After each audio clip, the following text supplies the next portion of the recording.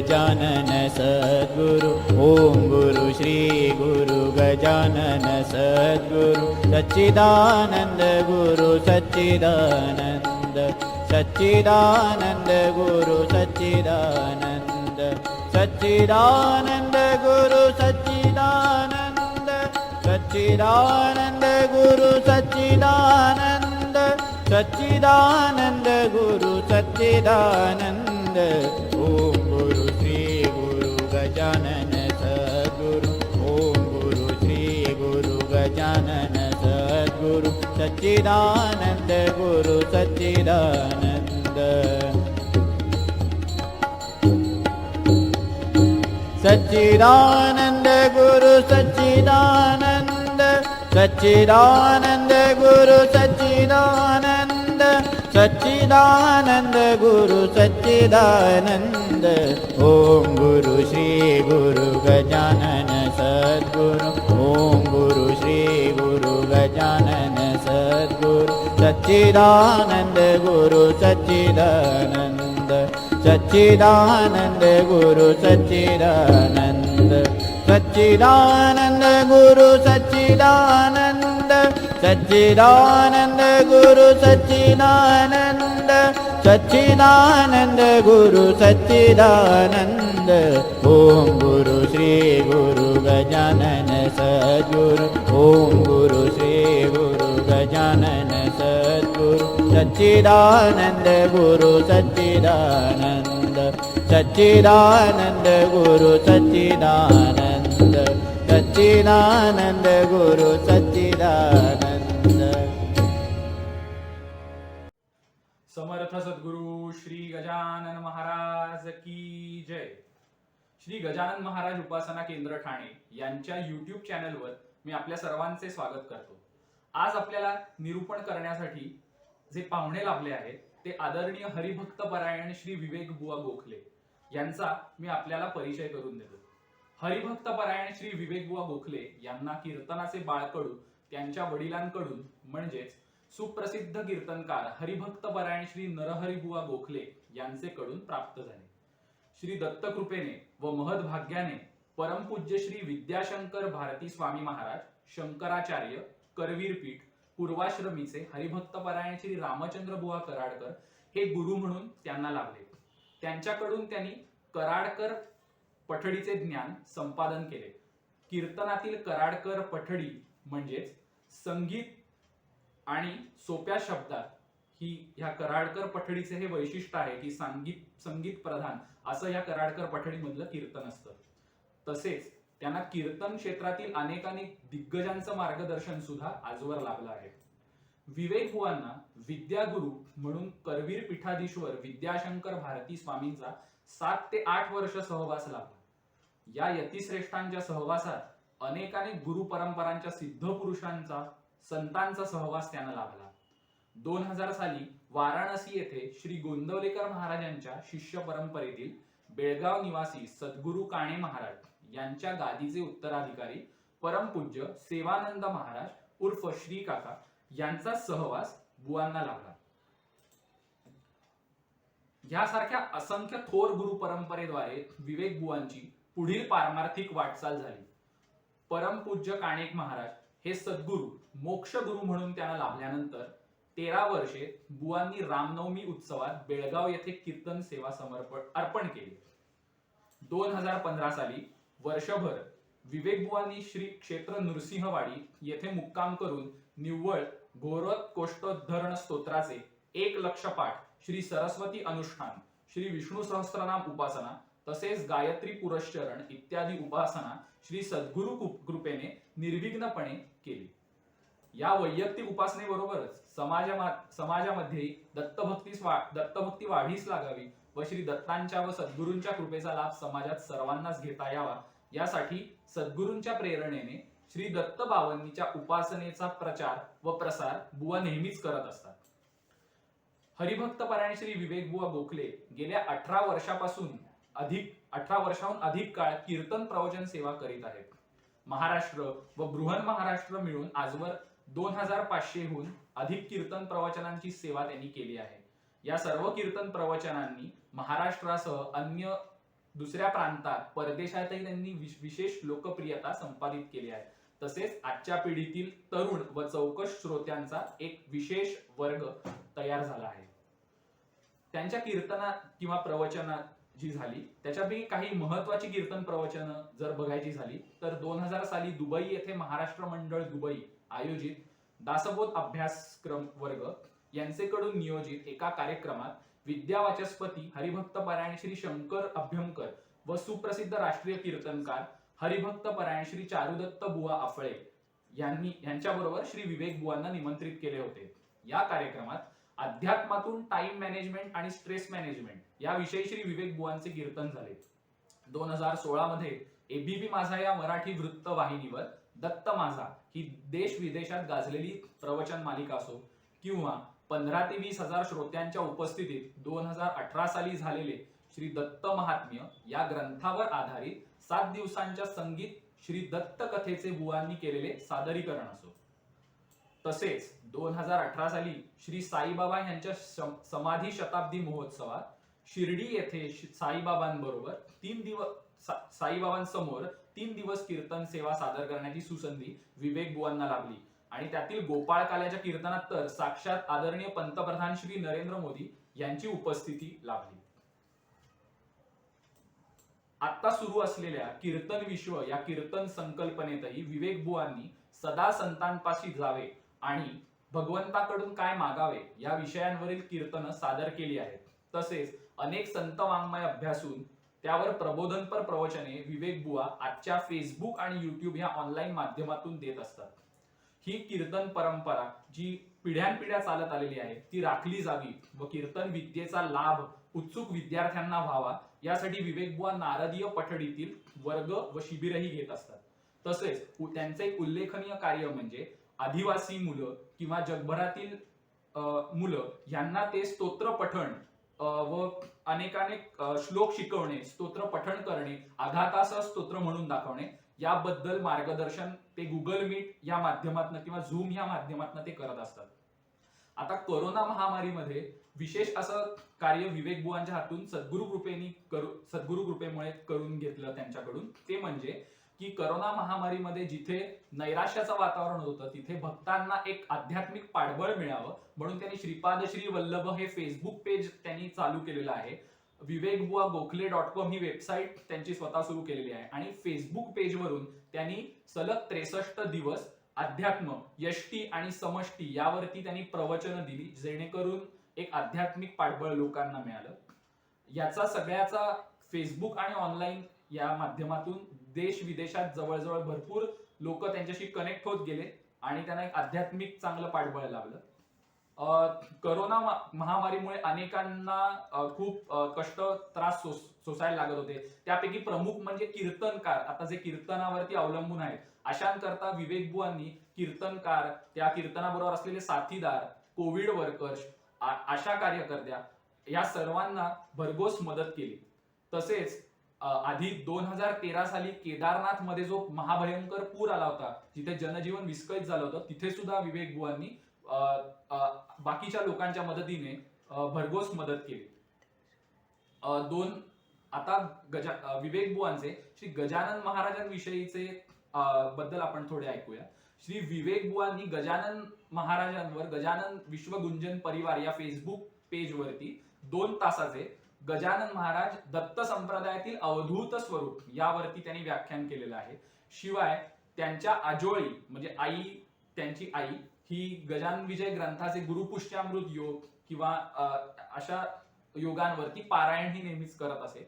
त्यामुळे बुवा सुद्धा स्वतः गजानन महाराजांचे भक्त आहेत.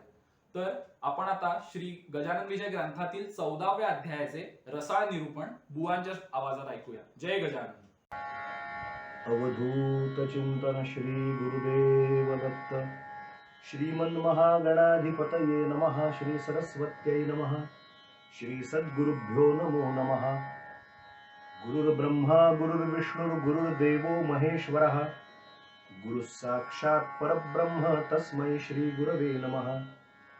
दत्तात्रेयं प्रपद्ये शरणमनुदिनं दीनबन्धुं मुकुन्दं. नैर्गुण्ये सन्निविष्टं पथि परमपदं बोधयन्तं मुनीनां. भस्माभ्यङ्गं जटाभिः सुललितमुकुटं दिक्पटं दिव्यरूपं सह्याद्रौ नित्यवासं प्रमुदितममलं सद्गुरुं चारुशीलं काषायवाससमजं कमलाक्षमेकं मालाकमण्डलुधरं रमणीयलीलं गोष्वानक्रीडनपरं निगमान्तकेलिं देवत्रयात्मकमहं सततं नतोऽस्मि कामं कल्पद्रुमो ह्येष साधुवृन्दानुसेवितः दत्तात्रेयो महायोगी कलौ श्रीपादवल्लभः गुरुर्ब्रह्मा गुरुर्विष्णुर्गुरुर्देवो महेश्वरः गुरुः साक्षात् परं ब्रह्म तस्मै श्री गुरवे नमः। अवधूत चिंतन श्री गुरुदेव दत्त श्रीपाद श्री वल्लभ श्रीमन नृसिंह सरस्वती स्वामी महाराज की जय। श्रीमद वासुदेवानंद सरस्वती स्वामी महाराज की जय। श्रीमद रंगावधूत स्वामी महाराज की जय। अनंत कोटि ब्रह्मांड नायक महाराजाधिराज सच्चिदानंद सद्गुरु श्री शेगाव निवासी श्री संत गजानन महाराज की जय। मंडळी नमस्कार। ठाणे जिल्ह्यातल्या खर्डी या गावातल्या गजानन महाराजांच्या सर्व सद्भक्तांच्या आग्रहास्तव गजानन विजय नावाच्या दिव्य अशा अत्यंतिक प्रासादिक भक्तिरसानं ओथंबून जो ग्रंथ शब्द आणि शब्द आपल्याला अभिभूत करतो, त्यातल्या प्रत्येक उपमा त्याच्या उत्प्रेक्षा वेगवेगळे वापरलेले अलंकार, वेगवेगळ्या दिलेली उदाहरणं, वेगवेगळे दृष्टांत आणि दासगणू महाराजांची प्रासादिक अशी लेखणी, यातून संत श्रेष्ठ गजानन महाराजांच्या विषयी सच्चिदानंद सद्गुरू श्री गजानन महाराजांच्या विषयीचे जे शुद्ध सात्विक भाव आपले जागृत होतात, त्या दिव्य अशा गजानन विजय या ग्रंथावरती निरूपण रूपानं सेवा मी करावी अशी इच्छा तिथल्या सर्व सद्भक्तांनी केल्यामुळं आज या ठिकाणी हा योग श्री कृपेनं जुळून आलेला आहे। त्यामुळे प्रथमतः मी खर्डी, ठाणे जिल्ह्यातलं खर्डी या गावातल्या सर्व गजानन महाराजांच्या भक्तांचं, तिथे मंदिरात जमणाऱ्या उपासकांचं, सद्भक्तांचं, गुरुभक्तांचं त्यांच्या चरणी प्रथम वंदन करतो आणि यूट्यूब चॅनलच्या माध्यमातून गजानन विजय या दिव्य ग्रंथाच्या 14व्या अध्यायावरती निरूपण करण्यासाठी मला या ठिकाणी आमंत्रित केलं, ती सेवेची संधी दिली। त्यामुळे न केवळ खर्डीतल्या यूट्यूब चॅनलच्या या माध्यमातून व्हिडिओज बघणाऱ्या लोकांना, परंतु जगभरातून वेगवेगळ्या प्रसार माध्यमातून, वेगवेगळ्या समाज माध्यमातून हा व्हिडिओ कालांतरानं जी मंडळी बघतील त्या सगळ्या सद्भक्तांना, उपासकांना अत्यंतिक आदरानं वंदन करतो, नमस्कार करतो आणि माझी वेडा वाकुडा गायीन परी तुझाची मनविन या न्यायाने यथामती यथाशक्ती जी सेवा संत श्रेष्ठ सच्चिदानंद सद्गुरू श्री गजानन महाराजांच्या चरणी करता येईल ती करण्याचा प्रामाणिकपणे प्रयत्न करतो। गजानन विजय हा एक दिव्य ग्रंथ आहे आणि या ग्रंथामध्ये जे नेमकं घडलं, दासगणू महाराजांना शिर्डी साईबाबांची आज्ञा झाली आणि त्यानंतर दासगणू महाराजांनी जे जे संकलन केलं, जी जी माहिती मिळवली, तसे तसे दृष्टांत त्यांना होत असत। गजानन विजय ग्रंथाच्या बाबत जी माहिती उपलब्ध आहे त्यानुसार सांगायचं झालं तर जी जी माहिती संकलित करता आली, महाराजांच्या लीला ज्या ज्या म्हणून काही घडल्या त्या सगळ्या संकलित केल्या आणि त्या व्यवस्थित आहेत ना, त्याचा पडताळा स्वतः गजानन महाराजांनी दृष्टांत रूपाने दासगणूंना द्यावा आणि मग त्याच्यावरती पक्केपणा आला की मग महाराजांना प्रार्थना करून दासगणू महाराजांनी लिखाण सुरू करावं आणि त्यातून जी अद्भुत अशी वाणी प्रसवली गेली, लिखाण केलं गेलं महाराजांच्या जीवनचरित्राविषयी तुम्हाला मला आपल्या सगळ्यांना जगभरातल्या गजानन महाराजांच्या भक्तांना जे महाराजांचं चरित्र ज्ञात झालं, हे ज्यांच्यामुळे शक्य झालं त्या कविवर्य, आधुनिक महिपती ज्यांना म्हटलं जातं, अशा संत श्रेष्ठ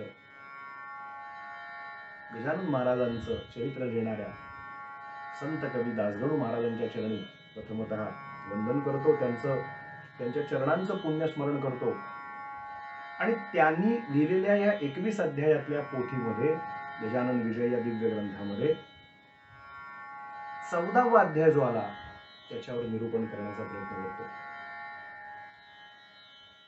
बघा, आपण ग्रंथ हे नेहमीच वाचत असतो. मी नेहमी सांगतो की ग्रंथाचं पारायण का करायचं. विवेक बुवा गोखले या नावाचा माझा एक युट्यूब चॅनल आहे. भारतातलं नव्हे तर जगभरातून लोक तो चॅनल सबस्क्राईब करून दत्तभक्तीच्या प्रसार प्रचाराचं, संत साहित्याच्या प्रसाराचं कार्य त्या चॅनलवरती आम्ही करतो.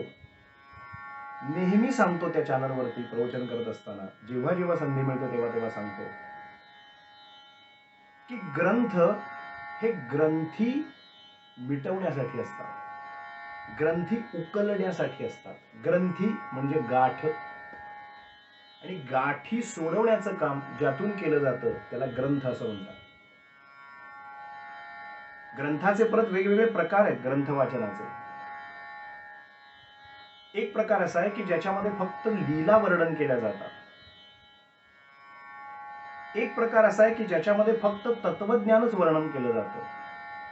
आणि तिसरा एक प्रकार आहे ज्याच्यामध्ये सद्गुरु तत्वाच्या किंवा ज्या देवतेची लीला सांगायची त्या देवाची लीला सांगितली जाते, आणि ती लीला त्यांनी का केली याविषयीचं तत्वज्ञानही शिष्यांना, भक्तांना मिळावं म्हणून, ज्ञानदान व्हावं म्हणून त्या अनुषंगानं पण लिहिलं जातं.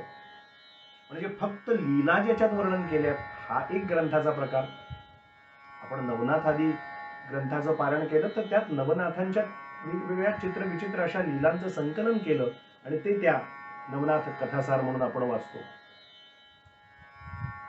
आपण जर ज्ञानेश्वरी, दासबोध, अमृतानुभव, एकनाथी भागवत असे जर ग्रंथ आपल्या वाचनात आले, ग्रंथाचा हा दुसरा प्रकार, तर त्याच्यामध्ये फक्त आणि फक्त तत्वज्ञानाची चर्चा केली म्हणजे एक कथा अगदी नाममात्र, म्हणजे रुपयातले 5 पैसे किंवा 10 पैसे विदूर असे असे आले, नारदांचा संवाद झाला, पण तो काय झाला हा इतका सविस्तरपणे एकनाथ महाराजांनी एकनाथी भागवतात मांडला. ज्ञानेश्वरीमध्ये अर्जुन आणि भगवान गोपालकृष्णांच्या संवादातला एक श्लोक असेल, पण त्याच्या अनुषंगाने आलेल्या ज्या ज्या ओव्या आहेत ते तत्वज्ञान. म्हणजे अगदी एक नाममात्र प्रसंग काहीतरी असेल, पण मुख्य गाभा त्या ग्रंथाचा विशेषतः तत्वज्ञान लोकांपर्यंत पोहोचवणार आहे. आणि तिसरा जो प्रकार आहे ज्याच्यामध्ये गुरुचरित्र ग्रंथ असेल, दत्त महात्म्यादी ग्रंथ असेल, गजानन विजय सारखा ग्रंथ असेल, या ग्रंथांमधून एकीकडे दिव्य असं चरित्र पण पुढे जात असतं, आणि त्या चरित्राच्या बरोबर एक शिकवण सद्भक्तांना, सत्शिष्यांना, उपासकांना, भगवत भक्तांना मिळावी, हा पण ग्रंथकर्त्याचा हेतू असतो. मला असं वाटतं की गजानन विजय हा ग्रंथ हा केवळ ग्रंथ वाचनापुरता नसून आपल्या हृदयातल्या अनेक जन्माच्या ग्रंथी उकलण्यासाठी आहे. म्हणजे जन्मोजन्मी आपल्या चित्तावरती इतक्या गाठी पडल्यात संस्काराच्या, काम, क्रोध, लोभ, मोह, मद, मत्सराच्या, तदनुषंगिक वेगवेगळ्या, अगदी काही सामान्य वासना असतील, काही मध्यम स्तरावरच्या असतील, काही उच्च स्तरावरच्या वासना असतील, पण त्या वासनांच्या गाठी इतक्या आत्म्याच्या अवतीभोवती पडल्या आहेत संस्काराच्या, की मूळ जे आपलं स्वरूप आहे, सच्चित आनंद स्वरूप, ते आपल्याला मिळत नाही. आणि ते मिळावं तर एक एक गाठ अनेक जन्माची सोडवणं महत्वाचं. त्या गाठी सोडवण्याचं काम ज्यातून केलं जातं त्याला ग्रंथ असं म्हणतात. आणि म्हणून हे दिव्य असे ग्रंथ, सत्पुरुषांनी लिहिलेले ग्रंथ आवर्जून वाचायचे असतात, त्याची पारायण करायची असतात. कित्येक जण मला प्रश्न विचारतात, ईमेलच्या द्वारे असेल, कधी व्हॉट्सअप नंबरवर असेल, की बुवा ग्रंथ वाचतो पण कधी कधी आम्हाला कळत नाही त्यातलं. मी अशांना नेहमी रिप्लाय म्हणून सांगतो, आज या माध्यमातून आपल्यालाही सांगतो, की आपल्याला ग्रंथ जितका कळतोय तेवढं आकलन करूया आपल्या बुद्धीच्या स्तरावरती. प्रत्येकाच्या बुद्धीच्या मर्यादा वेगळ्या वेगळ्या आहेत, मान्य, पण प्रत्येकाला जितकं काही कळतंय सद्गुरु कृपेने तितकं तितकं त्या ग्रंथातलं आकलन करून घ्यावं, पण ग्रंथ वाचन सोडू नये. आत्यंतिक श्रद्धेने तो गजानन विजय ग्रंथ असेल, गुरुचरित्र असेल, दत्त महात्म्य असेल, दासबोध असेल, ज्ञानेश्वरी असेल, अमृतानुभव असेल, एकनाथी भागवत असेल, तुकाराम महाराजांची गाथा असेल, जे काही म्हणून असेल वाङ्मय संत साहित्यातलं, ते अतिशय श्रद्धेनं उचलावं हातात आणि एकदा नतमस्तक व्हावं आणि त्या ग्रंथकर्त्याचं स्मरण करून म्हणावं, महाराज हे तुमच्याविषयी जे जे लिहिलं गेलंय ते मला कळू द्या आणि या ग्रंथात लिहिल्याप्रमाणे आचरण माझ्याकडनं घडू द्या, असं त्या ग्रंथाला शरण जावं. आपोआप ज्ञानदेव म्हणता ज्ञानदेव देतो. तसं ज्ञानेश्वरी वाचता वाचता वाचता वाचता अनाकलनीय वाटणारी ज्ञानेश्वरी पटकन न समजणारी, समजावून घेतल्याशिवाय न कळणारी अशी ज्ञानेश्वरी तुम्ही निरंतर वाचायला लागलात की तो ग्रंथच तुम्हाला त्यातले निरनिराळे पैलू सांगायला लागतो. आपण जर गजानन विजय वाचला, अन्नची शीत महाराजांनी वेचली आणि झालं, पहिला प्रगट दिन झाला त्यांचा, पण त्याला जोडून ग्रंथकर्त्यांनी म्हणजे लेखकांनी जाता जाता आपल्याला त्या मागची जी भूमिका शिकवली आहे सद्गुरूंच्या त्या कृतीची, तिकडे जर लक्ष आमचं वेधलं गेलं नाही आणि नुसतं वेधलं नाही तर तसं आचरण जर आमचं झालं नाही तर हजारो पारायण जरी गजानन विजयची झाली तरी उपयोग शून्य आहे.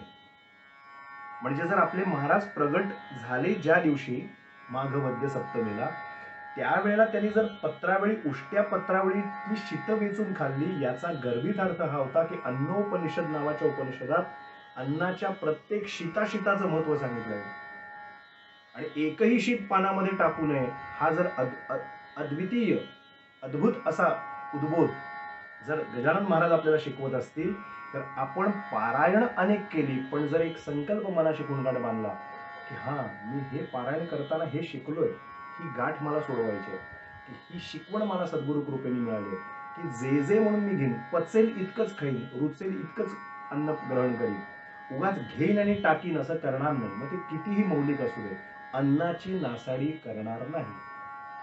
हा जर आमच्या वागण्या बोलण्यात त्याचा प्रत्यय आला तर गजानन महाराजांना खऱ्या अर्थानं किती आनंद होईल. म्हणून संपूर्ण ग्रंथ वाचत असताना ग्रंथात अनेक गोष्टी येतात, अनेक सत्शिष्यांवरती सद्गुरूंनी कसा कृपानुग्रह केला असे वेगवेगळे दाखले त्याच्यामध्ये येतात.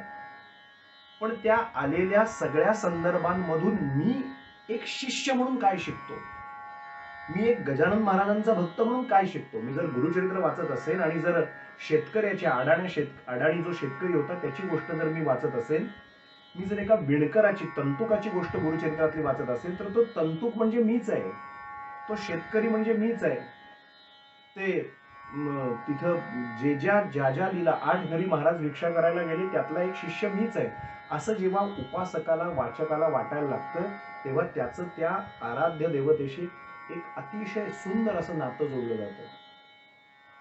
आतून सद्भावना व्यक्त व्हायला लागतात, चित्तवृत्ती जाग्या होऊ लागतात, अष्टसात्विक भाव जागे होतात आणि आपले महाराज खरंच किती दयाळू आहेत, कृपाळू आहेत याचा प्रत्यय यायला लागतो.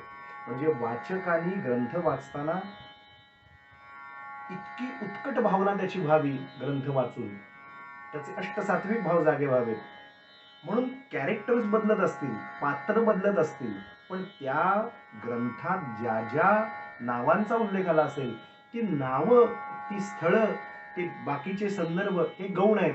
पण महाराजांचा त्या शिष्याशी, महाराजांचा त्या प्रसंगामध्ये जी लीला केली महाराजांनी किंवा महाराजांना जे सांगायचंय त्यातनं, तिकडे आपलं जर वाचक म्हणून लक्ष गेलं तर खऱ्या अर्थानं पारायण केल्याची धन्यता आपल्याला प्राप्त होते. मला पूर्णतः खात्री आहे की वाचक म्हणून भूमिकेतनं जे जे म्हणून वर्षानुवर्ष वाचतायत ते निश्चितपणानं याच श्रद्धेनं वाचतच असतील. माझ्या वाट्याला जो अध्याय आहे निरूपणाच्या साठी महाराजांच्या कृपेने आलेला तो 14वा अध्याय. गुरुचरित्रामध्ये सुद्धा 14वा अध्याय फार महत्वाचा आहे. सायनदेव ब्राह्मणाला महाराजांनी मृत्यूच्या दाढेतून वाचवलंय नृसिंह सरस्वतीने, असं गुरुचरित्रात आहे. योगायोगानं दत्त संप्रदायातलेच आम्ही असल्यामुळे महाराजांचे बाबतीत बोलत असताना 14वा अध्याय खूप सुंदर अशा पद्धतीचा, ज्याच्यात नर्मदा माईचा खुलासा आलेला आहे. पण एकंदरीत जर आपण विचार केला तर 13व्या अध्यायामध्ये अनेक अनेक लीला आहेत. मठ बांधण्यासाठी वर्गणी गोळा केली असेल, कुष्ठरोग्याचा उद्धार केला असेल, वेगवेगळ्या पद्धतीनं महाराजांच्या ज्या ज्या सहज कृतीतनं घडणाऱ्या कृती होत्या त्यातनं महाराजांनी कसं कसं तारलं, याच्या अनेक घटना 13व्या अध्यायात पूर्ण होतात सांगून. आणि 14व्या अध्यायामध्ये पहिल्या ओवीपासून 7व्या ओवीपर्यंत दासगणूंची लेखणी. दासगणू महाराजांची गंमत काय माहितीये का, लेखन कौशल्य काय माहितीये का, कधी पण आपण पहा ते एकदम सुरुवात नाही करत. प्रत्येक गोष्टीची एक सुंदर अशी प्रस्तावना, जसं एखादा चित्रकार छान पार्श्वभूमी तयार करतो, एक चित्राची पार्श्वभूमी आधी तयार करतो आणि मग एखादं छानसं स्केच, एखादं चित्र आपल्या पुढे रेखाटतो, तसं एकदम गजानन महाराजांची ही लीला अशी सुरू झाली असं नाही सांगत ते आपल्याला असं एका भावविश्वात त्यांच्या लेखणीतून घेऊन जातात आणि मग एकदम पुढचा प्रसंग सांगायला सुरुवात करतात. पहिल्या ओवीपासून 7व्या ओवीपर्यंत प्रभू श्रीरामचंद्रांच्या लीला. प्रभू श्रीरामचंद्रांनी कसं तारलं, रामायणातले थोडे दाखले संदर्भ घेऊन प्रभू श्रीरामांच्या चरणी कृतज्ञता व्यक्त करून, आदर व्यक्त करून, प्रेम व्यक्त करून दासगणू महाराज लिहायला सुरू करतात आणि बंडू तात्या या ब्राह्मणाची गोष्ट तुम्हाला मला सांगायला सुरुवात करतात. 14व्या अध्यायामध्ये 3 गोष्टी फार महत्वाच्या आल्या. पहिली गोष्ट बंडू तात्या या ब्राह्मणाची. दुसरी गोष्ट जी सर्वश्रुत आहे किंबहुना सुप्रसिद्ध आहे ती म्हणजे ओंकारेश्वरच्या नर्मदा किनारी घडलेली महाराजांनी केलेली अद्भुत लीला. आणि तिसरी गोष्ट सदाशिव रंगनाथ वानवळे या शिष्याच्या बरोबर संतांना भेटतात तेव्हा काय होतं याविषयी केलेली लीला. एकंदरीत पाहिलं तर या 3 मुख्य गोष्टी या 14व्या अध्यायात जाणवतात. पहिल्यांदा आपण बंडू तात्या ब्राह्मणाची गोष्ट थोडीशी समजून घेऊया. विदर्भामध्येच मेहकर या गावाच्या जवळ, मेहकर तालुक्यात एक जवळच्या खेड्यामध्ये अत्यंत आचार विचार संपन्न असा एक ब्राह्मण राहतो, ज्याला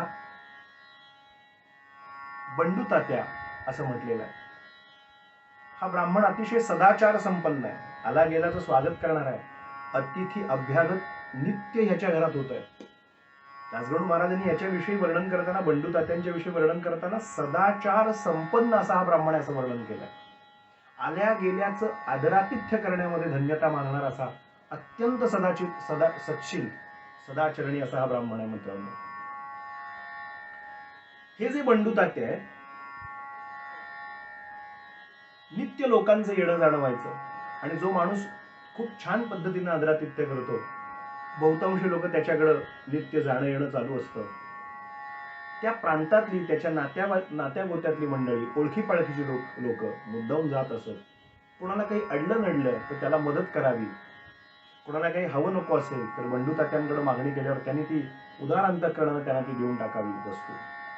कधी द्रव्य रूपानं असेल, कधी अन्न रूपानं असेल, कधी वस्त्र रूपानं असेल, कधी अन्य काही रूपानं असेल. जे जे म्हणून बंडू तात्यांना शक्य असायचं ती मदत ते त्यांच्यापाशी जो कोणी येईल त्याला ते करायचे. काय असतं की सद्भावना असणं हा एक भाव झाला, दातृत्व हा एक भाव झाला. पण दातृत्व भावनेबरोबर, सद्भावनेबरोबर जर वस्तुस्थितीचं अवलोकन जर नसेल आणि वस्तुस्थितीशी जर मेळ घातला गेला नाही, ज्याला आपण प्रॅक्टिकल थॉट म्हणतो, एकदम वस्तुस्थितीला धरून विचार करणं, या प्रसंगाला मी कसं वागलं पाहिजे याविषयीचा वस्तुनिष्ठ भाव जर नसेल तर अर्थशून्यता आहे. घडलं असं की आल्या गेल्या लोकांचं स्वागत करण्याच्या निमित्तानं बंडू तात्या आदरातिथ्य करायचे, पण या सगळ्या व्यापामध्ये असं काही घडायचं की प्रसंगी घरातली कधी कधी भांडी गहाण ठेव, पैसे उभे करा आणि अन्नदान करा. कधी घरातली काही अन्य वस्तू गहाण ठेव आणि कोणाला तरी मदत करा. कधी जमीन गहाण ठेवली आहे, त्यातनं पैसे उभे केले आणि कोणाला तरी मदत केली. सदाचार आहे, सच्छीलता आहे, पण याबरोबर वस्तुनिष्ठ भाव नाही, प्रॅक्टिकल थिंकिंग जे आहे ते नाहीये. आजच्या भाषेत बोलायचं तर म्हणजे मोकळेपणानं खर्च करणं. काय असतं, एक पैशाचा उपभोग घेणं हा एक भाग असतो, एक पैशाचा अवाजवी उधळपट्टी करणं हा एक भाग असतो. आणि पैसेच न उपभोगणं असा भाव असतो. बंडू तात्या हे मधल्या व्यवहारातले होते. म्हणजे पैसा होता तो आहे ना, खर्च करायचा, देत राहायचं. पण ते देत असताना आपला परिवार त्यातनं होरपळून निघतोय, आपण स्वतःचं जीवन आपलं होरपळून निघतंय, इकडं तिळं मात्र त्यांचं लक्ष नव्हतं. परिणाम असा झाला मंडळी की जो व्हायचा तो उघड होता. जमीन गहाण टाकली गेली होती, घरातल्या काही वस्तू इकडे तिकडे दिल्या गेल्या होत्या. म्हणजे लोकांचं भलं करता करता, लोकांना मदतीस येता येता यांच्याच प्रापंचिक जीवनामध्ये अडीअडचणी सुरुवात झाल्या. आणि परिणाम कर्जबाजारीपणा आला. सावकाराकडनं कर्ज घ्यावं लागायचं. ते कर्ज घेतलेलं असल्यामुळे सावकाराची माणसं घरात यायची, पैसे कधी देता, पैसे कधी देता. इकडून या गल्लीतनं जावं तर दुसऱ्या कोणाकडनं तरी कर्ज घेतलेलं असायचं, तो म्हणायचा आमचे पैसे कधी देता. तिसऱ्या कुठल्या तरी रस्त्यातनं पोचावं तर चौथा माणूस म्हणायचा आमचे पैसे कधी देता. हा पैसे कधी देता, पैसे कधी देता, पैसे कधी देता, आमचं द्रव्य कधी देता, हा तगादा बंडू तात्याच्या मागे लागला. आणि परिणाम असा घडला की जे जे सुखाचे वाटे स्थान, तेच दुःखाचे निकेतन, संपून गेल्यावरी धन, सहज होते न्याय. हा दासगणू महाराज म्हणतात. जे जे म्हणून सुखाचं त्यांना वाटायचं तेच आता दुःखाचं निकेतन, म्हणजे जणू काही घर झालं त्यांच्यासाठी. आणि त्यांना जगाची रीत कळली की हे जोपर्यंत आहे तोपर्यंत सगळ्यांना आपण चांगले होत. पण आपण जेव्हा निर्धन होतो, आपल्याकडे निर्गत हा धनम, आपल्याकडचं धन संपतं, तेव्हा आपली किंमत बाजारात शून्य असते. जोवरी पैसा तोवरी पैसा, मराठीत म्हणतात ना. किंवा अगदी सोप्या भाषेत बोलायचं तर असतील शिते तर जमतील भूते.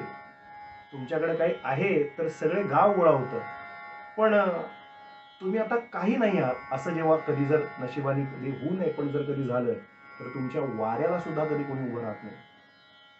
समाजाकडून हाल अपेष्टा, तिरस्कार, ज्यांच्यासाठी म्हणून राबलो, ज्यांच्यासाठी म्हणून केलं, ज्यांना म्हणून मदत केली, त्याच लोकांचे टोमणे.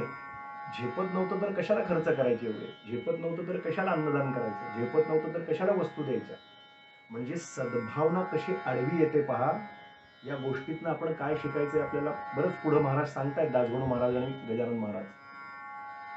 या स्थितीला जाऊन ते पोचले, मानसिक स्थिती या स्थितीला गेली की जीव देऊया.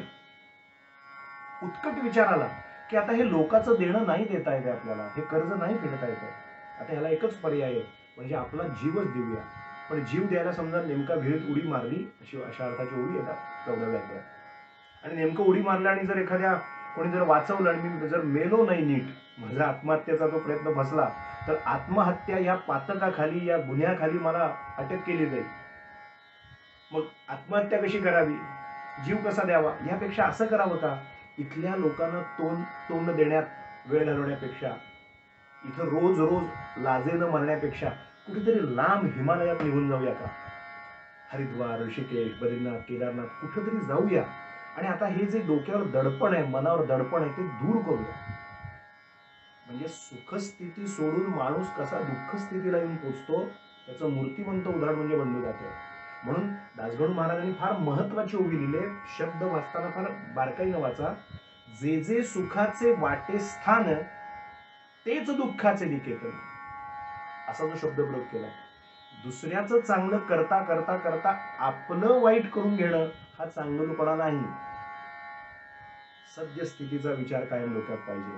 इतकी घालमेल सुरू झाली की बस आता जीव द्यावा, निघून जाऊया कुठेतरी. हे दडपण नको, रोजचं मरण मरण्यापेक्षा निघून जाऊया कुठेतरी. म्हणून रेल्वे स्टेशनवर आले आणि चमत्कार असतो तो असा, आपलं सद्गुरू तत्वाशी जर काही साठगाठ असेल, अनंत जन्माची काही पुण्य असेल आणि जर काही कुठे गाठभेट होणार असेल तर ती कशी घडते त्याचं मूर्तिमंत उदाहरण. मला फार आवडते ही गोष्ट बंडू तात्यांची. ती यासाठी, स्टेशनवरून निघणार एवढ्यात एक ब्राह्मण तिथे पोहोचला. खांद्यावर हात ठेवला आणि अतिशय आश्वासक शब्दातनं त्या ब्राह्मणानं बंडू तात्यांच्या खांद्यावर हात ठेवला, सांगितलं कुठे निघाला. म्हणाले मी हिमालयात चाललो. का चालला. मला कल्पना आहे तुमच्या मनावरती दडपण आहे आणि तुम्ही पाठ फिरवून चाललाय, पळून चाललाय एक प्रकाराने. प्रापंचिक गोष्टींना वैतागून जीव देण्याची वृत्ती तुमच्या मनात निर्माण झाली आहे आणि तुम्ही हे सगळं घाबरून आता पळून चाललाय या प्राप्त परिस्थितीतून. पण मी तुम्हाला एवढंच सांगतो, या वराड प्रांताचं म्हणजे विदर्भाचं अतिशय मोठं भाग्य फळाला आलंय. इथं शेगाव नावाच्या गावामध्ये अतिशय देही विदेही स्थितीत असलेला एक महात्मा राहतो. गजानन महाराज असं त्यांना म्हणतात. एकदा त्यांचं दर्शन घ्या, एकदा त्यांच्या पायावर नतमस्तक व्हा, एकदा त्यांच्या चरणाचा आश्रय करा, एकदा इथून जाण्यापूर्वी एकदा त्यांना नमस्कार करा, वंदन करा. मग पुढे तुम्हाला कुठं जायचंय तिथे जा. बघा, जणू काही ही काहीतरी अनंत जन्माची पुण्याई होती बंडू तात्यांची, की अडकलेल्या एखाद्या घराचं कुलपाची चावी मिळावी, निधान सापडावं जणू काही. आणि एखादी किल्ली हरवलेली सापडली, ते कुलूप उघडलं की पुढचं आतलं दार उघडणार आहे, आतलं घर सगळं वावरायला मिळणार आहे, तिथं खोल्या आपल्याला वापरायला मिळणार आहे, जणू काही आनंद मिळणार आहे पुढचा. पण ते का वापरायला मिळत नाही? कारण कुलूप आणि कुलपाची किल्ली मिळत नाही म्हणून तडफड होती. जणू काही एखाद्या कुलपाची किल्ली सापडावी, एक निधान हाती सापडावं, अशी घटना बंडू तात्यांच्या आयुष्यात घडली. का कोणास ठाऊक, पण त्या ब्राह्मणाचा आश्वासक स्वर, खांद्यावर ठेवलेला विश्वासपूर्वक ठेवलेला हात, तो स्पर्श काहीतरी सांगून गेला की नाही, जर मी शेगावला गेलो नाही आणि जर मी गजानन महाराजांना वंदन केलं नाही तर कुठंतरी माझं काहीतरी चुकलंय, राहून गेल्यासारखं होईल, मला जायलाच पाहिजे तिथे. आणि म्हणून त्यांची वृत्ती दृढावली आणि अत्यंतिक दृढतेनं शेगावला पोहोचले. महाराज आपल्या नित्य भावनेनं बसलेले, गणी गणगणात बोलते, गणी गणगणात बोलते, गणी गणगणात बोलते, जप चालू आहे. आणि देही विदेही असलेले आपले महाराज शांत चित्ताने बसले होते. महाराजांनी त्या बंडू तात्यांना पाहिलं. मला या ठिकाणी गुरुचरित्रातला एक श्लोक आठवतो. या व्हिडिओच्या माध्यमातून आपण ऐकणाऱ्या सगळ्यांनी ऐका, जरूर ऐका, सांगणं माझं काम आहे. गुरुचरित्रात एक छान सुभाषित आलंय मंडळी. गुरुचरित्रकार असं म्हणतात की गंगा पापम शशी तापम दैन्यम कल्पतरुस्तथा पापन तापंच दैन्यंच हरेत श्री गुरुदर्शन. अर्थात याचा अर्थ असा आहे की गंगामाईकडे गेल्यानंतर, तिच्यात स्नान केल्यानंतर पाप विनाश होतो. गंगा पापम, शशी तापम. शशी म्हणजे चंद्र. रात्रीच्या वेळेला उकडत असताना, आपल्याला अंगाची लाही लाही होत असताना चंद्र हा शीतलता देतो, शशी तापम. आणि दैन्यम कल्पतरुस्तथा. तुमच्याकडे काही दीनता असेल, दैन्य असेल, प्रापंचिक कुठलंही, आर्थिक, व्यावहारिक, भावनिक, तर जर तुम्ही कल्पतरूच्या खाली बसला असाल तर तुमचं सगळं दैन्य कल्पतरू निवारण करतो. तुम्ही जे जे कल्पितात ते तुम्हाला तो कल्पतरू म्हणजे ते झाड, ते वृक्ष जर कल्पिलेलं देणारा असेल त्याला कल्पतरू म्हणतात. अशा वृक्षाखाली बसला असाल तर ते तुमचं सगळं दैन्य दूर करतं. पण सुभाषितकार पुढे फार जबरदस्त वर्णन करतात. ते म्हणतात, गंगेकडे गेल्यावर गंगा पाप नष्ट करते, रात्र झाल्यानंतर चंद्र शीतलता देतो, कल्पतरू गवसला तर दैन्याची निवृत्ती होते. पण तुम्ही संतांच्या पुढे गेलात, सिद्ध पुरुषांच्या दर्शनाला गेलात, साधू पुरुषांचा सहवास केला, श्री गुरूंचा सहवास झाला, सद्गुरूंच्या चरणाचा आश्रय केला, काय सुंदर ओळ पहा. गंगा पापम शशी तापम दैन्यम कल्पतरुस्तथा. पण पापन तापंच दैन्यंच हरेत श्री गुरुदर्शन. किती सुंदर भावे पहा. तुमचं पाप, तुमचं अनंत जन्मीचं पाप, तुमच्या ज्या कुठल्या गोष्टीमुळे तुमच्या मनाला, शरीराला, बुद्धीला ताप होतोय, संताप होतोय, तो ताप, आणि तुमच्या ज्या गोष्टीमुळे तुम्हाला दीनता आली आहे, दैन्य आलंय, ते सगळं दैन्य केवळ श्री गुरूंच्या दर्शनाने हरण होतं. काय सुंदर श्लोक पहा.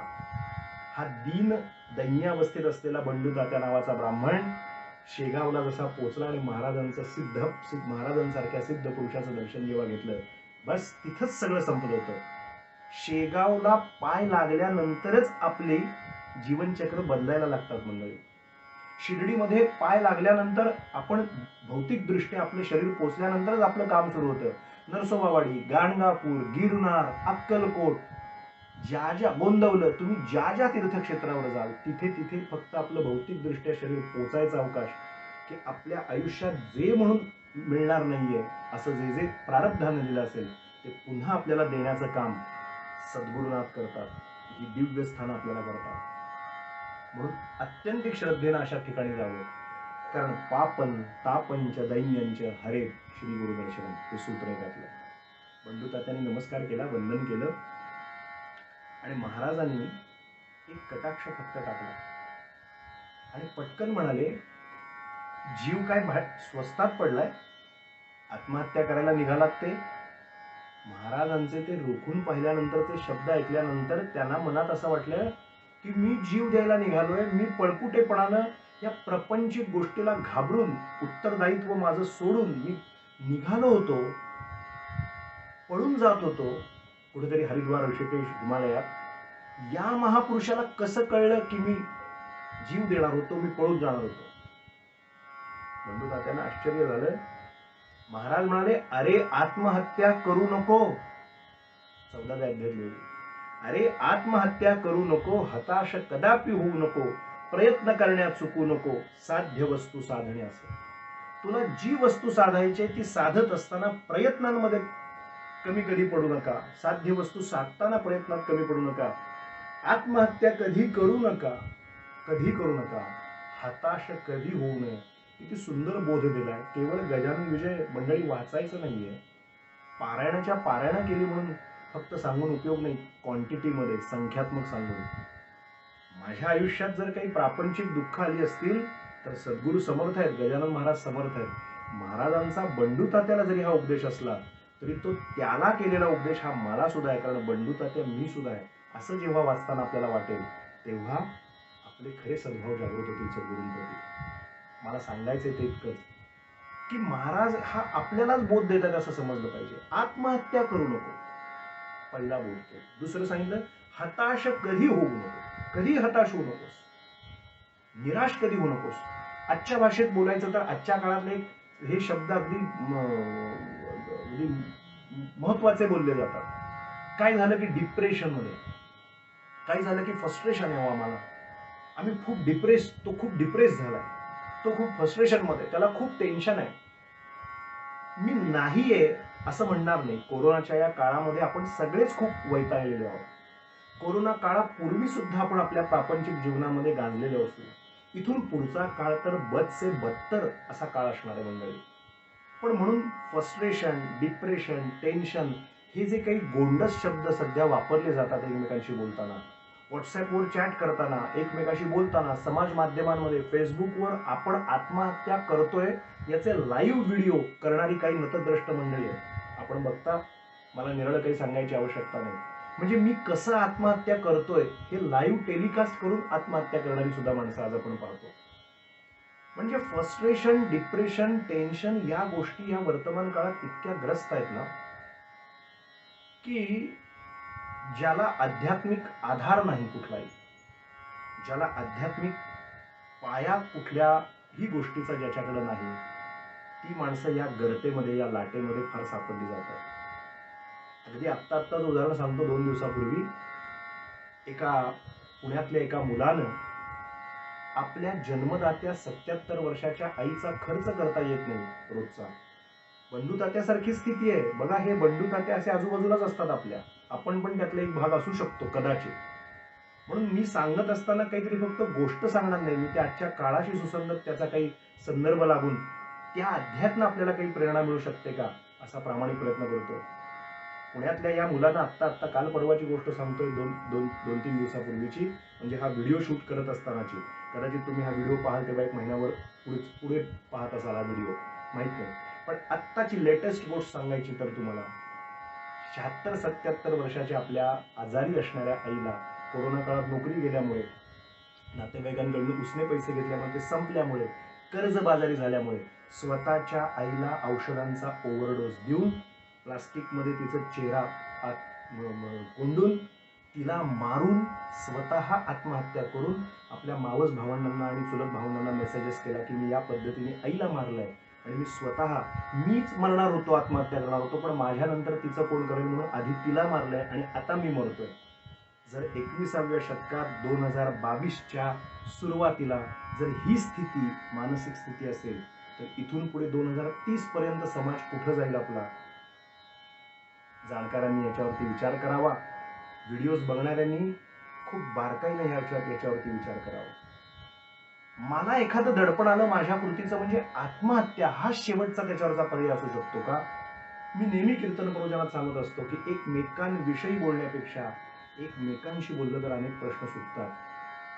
आपण एक सूत्र लक्षात घेऊया, कधी कुठलंही दडपण आलं मनावर तर आत्महत्या कधीही करण्याचा विचार करू नये. आपलं जे दुःख आहे, आपली जी वेदना आहे ती कुठे ना कुठेतरी व्यक्त करावी. आपली जी अशी एक जवळची जागा असेल तिथे सांगावी. अगदी कोणीच नसेल ना तर महाराजांच्या फोटो पुढे बसावं आणि सुख देवासी सांगावे, दुःख देवाला सांगावे. त्यांना सगळं सांगावं. त्यांना कळतंच सगळं, पण व्यक्त व्हायची जागाच जर कुठली नसेल तर महाराजांच्या चरणी वाचावं, बसावं आणि त्यांना सगळं, डोळ्यात पाणी आलं येऊ दे, त्यांना सगळं सांगावं आणि त्यांना सांगायचं, महाराज यातनं तुम्हीच बाहेर काढा, तुम्हीच मार्ग काढून घ्या. आणि माझी पूर्णतः खात्री आहे की कुठल्या ना कुठल्या रूपानं सद्गुरु तत्व उभं राहतं. फक्त ती ओळखण्याची दृष्टी आपली असली पाहिजे. असतो महाराजांनी सांगितलं की अरे आत्महत्या करू नको, हताश कधी होऊ नको. मला इतकंच सांगायचं या निमित्ताने की येणारा काळ खूप वाईट असला तरी आपण कधी हताश व्हायचं नाही. महाराजांनी बंडू तात्याला हे शब्द दिलेले आहेत, ते आपण पण अंगीकार करायचा. महाराज म्हणाले, आता जरी दिलास प्राण, पुढे महाराज काय म्हणतात बघा, आता जरी दिलास प्राण प्रपंचासी त्रासून, तू आता प्रपंचाला त्रासून जर प्राण दिलास तर काय होईल, तरी येशील घेऊन जन्म पुन्हा तो भोगावया. तुझं जे कर्म राहिलंय ते भोगण्यासाठी तुला पुन्हा यावं लागेल आणि धड अत्र न परत्र अशी त्रिशंकू अवस्था तुझी होईल. त्यामुळे जीव तर अजिबात देऊ नको. 2 क्षण महाराज थांबले, डोळे मिटले आणि पटकन तोंडातले शब्द आले, तुझी जी जमीन आहे ना कसतोस तिथे, तिथे एक म्हसोबाचं एक स्थान आहे का? महाराजांनी प्रश्न विचारला. त्याच्या तोंडून शब्द आले, हो महाराज, माझ्याकडे शेतामध्ये आमच्या रानामध्ये आहे. महाराज काय सुंदर वर्णन करतात. महाराज म्हणतात, त्या म्हसोबाच्या पूर्वेसी बाभुळीच्या झाडापाशी खोदून पहा मेदिनेसी 2 प्रहर रात्रीला. काय होईल त्याच्यामुळे? काम जमीन खोदण्याचे तूच एकटा करीसाचे, खाली 3 फुटांचे द्रव्य तुझला सापडेल. जा, तुझं काम होईल. जीव द्यायला निघाला होता, गाव सोडून हरिद्वारला निघाला होता आणि महाराजांनी निधानच सांगितलं, त्याला उत्तरच सांगितलं, तुझ्या शेतातल्या म्हसोबाच्या ठिकाणी पूर्व दिशेला तोंड कर, 3 फूट खाली खणायला सुरुवात कर, तिथं तुला धनाचा कुंभ सापडेल. जा. मला गुरुचरित्रातल्या घेवड्याचा वेल उपटल्यानंतर दत्तप्रभूंनी त्या गरीब दरिद्री ब्राह्मणाला जसा हेमकुंभ दिला, सद्गुरूंच्या लीला कशा सामायिक असतात पहा. हे बसलेत शेगावात आणि ते सांगतायत मेहकर तालुक्यातल्या या ब्राह्मणाच्या गावातलं म्हसोबाचं जागा आहे, तिथे ते असं कर तसं कर. महत्वाची गुण सांगितली, मध्यरात्री 2 प्रहरी ते कर आणि एकटा कर, कोणाला घेऊन करू नको, बबरा करू नको, चर्चा करू नको. काही गोष्टी गोपनीय असतात, त्या गोपनीय पद्धतीने कराव्या लागतात. तिथे जा. बंडू तात्या मोठ्या आनंदाने निघाले आणि निराळ मला सांगायला नको, ग्रंथात सुद्धा वर्णन केलंय.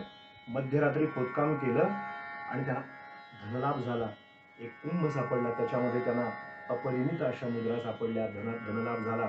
ते त्यांनी घेतलं धन, ज्यांचं ज्यांचं म्हणून देणं द्यायचं होतं ते कर्ज फेडलं. जमीन जी गहाण टाकली होती ती मोकळी करून घेतली, ती आपल्या नावावर घेतली. सगळा आनंदी आनंद झाला. शेगावात परत पोहोचला, तिथे अन्नदान केलं, तिथे वेगवेगळी समाराधना केली आणि महाराजांना जेव्हा नमस्कार करायला गेला तेव्हा महाराजांनी विचारलं, अरे मला कसलं बंधन करतोयस? ज्याच्या सत्तेनं हे सापडलं त्याचं स्मरण कर. मला या अध्यायाचं विवरण करताना, निरूपण करताना एक महत्वाचा मुद्दा मित्रांनो, सद्भक्तांनो, गुरुभक्तांनो आपल्या पुढे ठेवायचा आहे. तो असा की गजानन महाराज त्याला म्हणतात, आता तरी येथून, ही ओवी मला फार महत्वाची वाटते, आता तरी येथून खर्च करावा सांभाळून, उगे न करी उधळेपण, त्यात नसे सार काही. या ओवीवर कधी आपण विचार केलाय का? हे किती आजच्या काळाशी सुसंगत महाराज सांगतायत, उपदेश करतायत. म्हणजे लिहिलंय दासगणू महाराजांनी, पण गजानन महाराज काय म्हणाले त्या शिष्याला किती बरोबर त्यांनी बोध केलाय की आता तरी येथून काय कर, खर्च करावा सांभाळून. पैसे मिळाले म्हणून ते खर्च करू नको. आहेत ते सगळे पैसे काही खर्चच करायला पाहिजेत असा काही कुठे नियम आहे का? थोडे पैसे वाचवायला शिक. उगे न करी उधळेपण, सद्भक्ती असणं वेगळं, सद्भाव असणं वेगळं. कोणीतरी आपल्याकडे काही मागायला आलं, जितकं आपल्याला सहज शक्य होतं तितकंच द्यावं. आपण खड्ड्यात जाऊन दुसऱ्याला मदत करण्यात काहीही अर्थ नाही. प्रॅक्टिकल विचार असला पाहिजे. हा जणू महाराजांना आपल्याला शिकवायचा आहे ना यातनं. म्हणजे आपणच आपलं, ज्याला कम्फर्ट झोन म्हणतो आजच्या काळात, तो आपण घालवून बसतो आणि आपणच आपल्या दुःखाला कारणीभूत होतो. मग मला दुःख होतंय म्हणून ओरडत बसण्यात काय अर्थ आहे? म्हणून महाराजांनी फार सुंदर उपदेश केलाय. 21व्या शतकात नेहमी मी प्रवचन कीर्तनात वेळोवेळी चिंतन हे मांडतो. आपण जितके पैसे कमवतो यापेक्षा आपल्या गरजेपेक्षा जास्त पैसे आपले खर्च होत असतात. कित्येक भक्त सद्भक्त असे असतील, गजानन महाराजांचे भक्त असतील, साईबाबांचे असतील, दत्तभक्त असतील, गुरुभक्त असतील, माफ करा कडक वाटेल आपल्याला ऐकायला, परंतु घराची कर्ज अजून द्यायची राहिली आहेत, गाड्यांचे कर्ज अजून फेडायचे राहिले आहेत, पण प्रति महिन्याला हॉटेलिंगचे खर्च आहेत, ब्रँडेड कपडे घालायचे, हॉटेलिंग करायचंय, लोकांमध्ये मी कसा छान जीवन जगतो, लॅविश जीवन जगतो, हे जणू काही एक छाप लोकांच्यात पाडायची आहे. म्हणून अवाजवी खर्च आपल्याकडनं केले जातात की नाही याचं चिंतन ज्याचं त्यांनी करावं.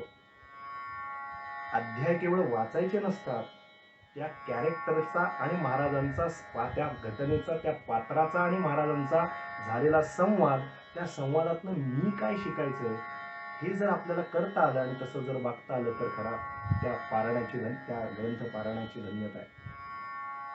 महाराज किती सुंदर बोध देतात. अवाजवी खर्च करू नको, उधळू नको असं म्हणलं. ते पैसे राखून ठेव. तुला जिथे गरज आहे तिथे कर ना. गरज आहे तिथे शेकडोनी पैसे खर्च कर, पण गरज नसताना पैसे उधळू नको. किती सुंदर भाव सांगितला. पुढे म्हणतात, जनसुखाचे सोबती निर्वाणाचा श्रीपती. मला ही ओळी फार आवडते. जन सुखाचा सोबती निर्वाणाचा श्रीपती. आणि पुढे म्हणे, त्याची सदैव करी भक्ती, तो न उपेक्षी कदा तुला. तुला जर भक्तीच करायची असेल तर तू श्रीपतीची म्हणजे भगवंताची उपासना कर, देवाची साधना कर, उपासना कर. इथे मिळते इथे राहते, पुण्य कर्म ते सोबत देते त्याच्यासाठी. कर काही साधना, अरे जी शेवटी मदतीला येते त्याच्यासाठी काहीतरी आराधना उपासना कर. श्रीपतीची उपासना कर, परमेश्वराला प्रसन्न करून घेण्याचा प्रयत्न कर. जन हे सुखाचे, तुकाराम महाराज म्हणाले, जन हे सुखाचे, दिल्या घेतल्याचे, बा अंतकाळीचे कोणी नव्हे. बा तुझा चालता रे काळ, खायाला मिळती सकळ. वर्णन करून ठेवली नाही. काय सुंदर उपदेश महाराजांनी केला. मला इतकंच वाटतं या गोष्टीतनं की आपण योग्य तो पैशाचा सदुपयोग करावा. आपल्या गरजा आणि आपली चैन यातली जी पुसटची रेषा आहे ना, त्याच्यावर आकलन दर महिन्याला बसून करावं नवरा बायकोनी, घरातल्या सगळ्यांनी. आपले अवाजवी पैसे कुठे खर्च होत आहेत का? महाराज आपल्याला काय सांगतायत? कुठेही अवाजवी पैसा खर्च करू नका. तुमच्याच प्रपंचात जीवनाला वापरा. योग्य तिथे देवदेश धर्म कार्यासाठी, राष्ट्र कार्यासाठी खर्च करा. गोष्ट बंडू तात्याचीच आहे, पण या बंडू तात्याच्या गोष्टीतनं किती गोष्टी चिंतनासारख्या आहेत, ज्या मला सद्गुरु कृपेने उमगल्या. तेवढं चिंतन आपल्या पुढे ठेवलं. दुसरी गोष्ट फार मजेची घडते 14व्या अध्यायात. नर्मदा नदीच्या किनारी, नर्मदेच्या पात्रामुळे दोन भाग त्या भागाचे होतात. मांधाता नावाचा राजा, ज्यानं साधना केली म्हणून त्याचं नाव मांधाता पर्वत. तिथं ओंकार ज्याला म्हणतात, त्या ओंकार हा पर्वतच आहे. आणि म्हणून ज्याचं नाव ओंकारेश्वर. केवळ ओंकारेश्वर आणि नर्मदा याविषयी बोलायला लागलो तर अर्धा पाऊण तास लागेल, इतका मोठा भाग होईल. पण इतकी साधना, भिल्ल लोकांची वसाहत असलेला तो भाग, 63 ते 65 वेगवेगळ्या देवतांचं अधिष्ठान त्या ठिकाणी आजही आहे. आपण जे 12 नावं घेतो ना, प्रणम्य शिरसा देवम गौरीपुत्रम विनायकम, त्यातलं लंबोदरम पंचमंच, त्यातलं लंबोदर पंचमुखी गणेश हे स्थान ओंकारेश्वरला आहे. ओम मांधाता पर्वताची परिक्रमा केली जाते. इतकंच नव्हे तर नर्मदा परिक्रमेला नर्मदा मैयाची पूजा करून कावड जी उचलली जाते, नर्मदा जी उचलली जाते परिक्रमेसाठी, ती परिक्रमा पूर्ण करून पुन्हा ओंकारेश्वरला येऊन त्याचे विसर्जन करायचं आणि उत्तम रीतीने ही साधना करायची, परिक्रमा करायची. किती महत्व आहे ओंकारेश्वरचं. 12 ज्योतिर्लिंगाचं वर्णन करताना आपण करतो, सौराष्ट्रे सोमनाथंच श्रीशैल्य मल्लिकार्जुनम उज्जैन्याम महाकालम ओंकार ममलेश्वर. ओंकारेश्वर पर्वत, एका तटावर अमलेश्वर, एका तटावर ओंकारेश्वर. त्या ओंकारेश्वराला इतकं अद्भुत वर्णन की ज्या ठिकाणी शंकराचार्यांनी कृपानुग्रह ज्यांना मिळाला आणि देवदेश धर्म कार्य करण्याचं स्फुरण घेऊन ते तिथनं गेले. सीतामाईनं तिथे येऊन साधना केली. किती किती म्हणून वर्णन करावं. त्या ओंकारेश्वरला सोमवती अमावस्येच्या निमित्तानं आपण जाऊया, नर्मदा स्नान करूया, अशी कल्पना संकल्पना मार्तंड पाटील, बंकटलाल, मारुती, चंद्रभान आणि बजरंगलाल या चौघांच्या मनात आली. ते सगळे महाराजांच्या पाशी आले, म्हणाले, महाराज आमची अशी इच्छा आहे, येत्या सोमवती अमावस्येला आपण सगळे मिळून म्हणाले ओंकारेश्वरला जाऊ. महाराजांनी प्रश्न विचारला, त्यांनी काय होईल? ते म्हणाले, नर्मदेत स्नान होईल, पर्वकाळ आहे, ओंकारेश्वराचं दर्शन होईल, शिवस्थान आहे, ज्योतिर्लिंग आहे आणि नर्मदा माईमध्ये स्नान घडेल. महाराज म्हणाले, मला नित्य नर्मदा स्नान आहे. ही जी आपली इथं बाजूला विहीर आहे ना, या विहिरीतच जे पाणी आहे तेच नर्मदा आहे आणि मी नित्य नर्मदा स्नान करतो, तिचं पाणी पितो, ती नर्मदाच आहे. मला काही तिथे यायची आवश्यकता नाही, तुम्हाला जायचं असेल तर जा. नाही म्हणाले, महाराज तुम्ही यायलाच पाहिजे. या गोष्टीतलं गमक काय माहितीये का, की गुरु आज्ञा फार महत्वाची असते. गुरु आज्ञेचं उल्लंघन जर केलं तर पंचायत होते. पण सद्गुरू हे दयाळू असतात, ते शिष्याची निरंतर लाज राखत असतात. खूप आग्रह झाला या मंडळींचा, म्हणून प्रकार असा घडला की इच्छा नव्हती पण अनिच्छेनं बंकटलालाच्या, मारुती चंद्रभान, बजरंगलाल, मार्तंड पाटील या सगळ्यांच्या इच्छेस्तव महाराज सुद्धा ओंकारेश्वरला पोहोचले. ओंकारेश्वरला महाराजांच्या नावचा मोठा भक्त निवास आहे. माझ्या लहानपणापासून ओंकारेश्वरला 15व्या-16व्या वर्षापासून जेव्हा कधी जाण्याचा योग आला आजपर्यंत, तेव्हा नेहमी गजानन विजयमध्ये वाचलेल्या ह्या अध्यायातला हा संदर्भ वाचताना नेहमी वाटायचं की इथल्या ओंकारेश्वर, अमलेश्वराबरोबर, विमलेश्वराबरोबर इथली चरणरज आपल्या मस्तकाला लावून घेऊया. कारण इथे स्वतः सच्चिदानंद सद्गुरू श्री संत गजानन महाराजांचे चरणकमल इथे लागलेले आहेत. या भूमीला, इथल्या मातीला महाराजांचे पाय लागले, इथली धुलीकण लावले म्हणजे महाराजांच्या चरणधुलीचा स्पर्श झाल्याचा आनंद सगळ्या सद्भक्तांना मिळतो. प्रत्यक्ष महाराजांचं वास्तव्य झालं. खूप छान वर्णन त्या ठिकाणी केलेलं आहे. कोण काय करतंय, कोण शिवपिंडीवर सतत रुद्राभिषेक चाललाय, कोण गोडाचं जेवण जेवतंय, कोण नर्मदा किनारी भजन करतंय, कोण नौकेत बसलाय.